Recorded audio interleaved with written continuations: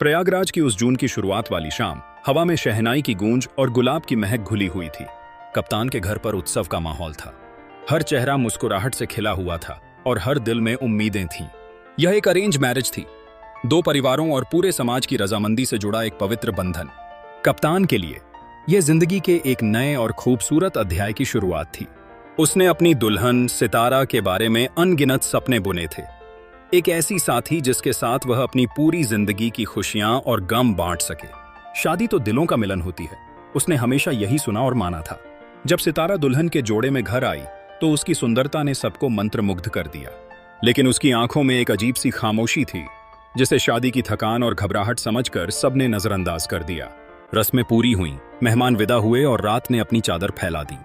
कप्तान के दिल की धड़कनें तेज थीं। वह एक नई दुनिया में कदम रखने जा रहा था। उसका कमरा फूलों से सजा था और बिस्तर पर बैठी सितारा किसी मूरत की तरह लग रही थी।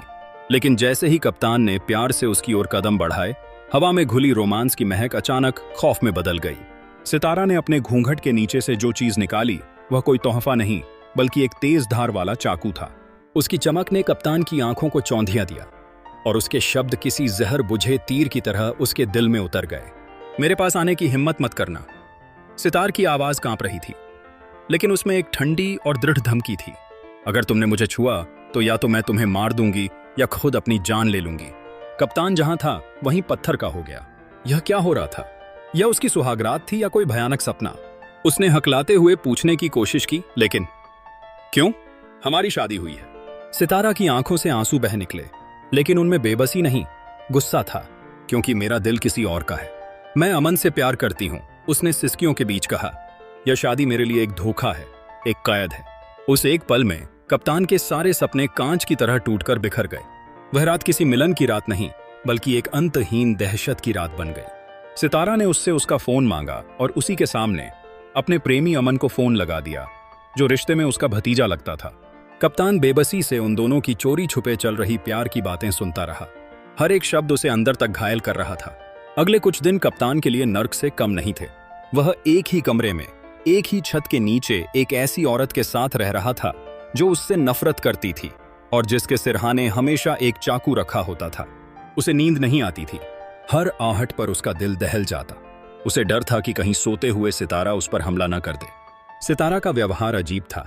एक दिन उसने बड़ी मासूमियत से केदारनाथ घूमने जाने की जिद की। यह सुनकर कप्तान का खून सूख गया। उसके दिमाग में हाल ही में हुई राजा रघुवंशी की हत्या की खबर कौंध गई, जिसे उसकी प्रेमिका ने मारकर खाई में फेंक दिया था। उसे लगा कि यह केदारनाथ ले जाने का प्रस्ताव दरअसल उसकी मौत का फरमान है। वह अंदर तक कांप गया। उसने खुद को समझाया, हिम्मत रखी, लेकिन डर उसके दिलो दिमाग पर हावी हो चुका था। वह रात में सो नहीं पाता था, बस जागकर सितारा को देखता रहता, जो चाकू अपनी बगल में रखकर सोती थी। और फिर 1 जून 2025 की वह रात आई। रात के लगभग 1 बजे, जब सारा मोहल्ला गहरी नींद में था, सितारा ने अपना आखिरी कदम उठाया। घर के बाहर लगे सीसीटीवी कैमरे ने उस दृश्य को कैद कर लिया जो किसी फिल्मी सीन से कम नहीं था। सितारा एक परछाई की तरह दबे पांव कमरे से निकली, छत पर गई और एक पिलर के सहारे किसी माहिर चोर की तरह नीचे उतर गई। उसने पीछे मुड़कर एक बार भी नहीं देखा, जैसे वह किसी कैद से आजाद होकर भाग रही हो। सुबह जब कप्तान की आंख खुली तो कमरा खाली था। सितारा जा चुकी थी। उसके जाने का तरीका देखकर कप्तान को यह समझते देर नहीं लगी कि यह सब पहले से तय था।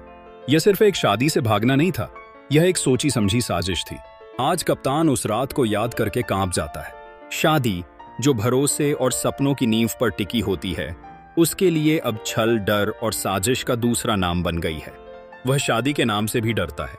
उसका दिल आज भी यह सवाल पूछता है कि अगर समाज की सहमति से एक रिश्ता जोड़ा गया था तो उसमें इतना बड़ा धोखा क्यों था? एक दिल में जब पहले से ही किसी और का नाम लिखा था तो दूसरे की जिंदगी को इस तरह तूफान के हवाले क्यों कर दिया गया? यह कहानी सिर्फ एक टूटी हुई शादी की नहीं बल्कि टूटे हुए भरोसे, कुचले हुए सपनों और एक ऐसे डर की है जो शायद ताउम्र कप्तान के साथ रहेगा।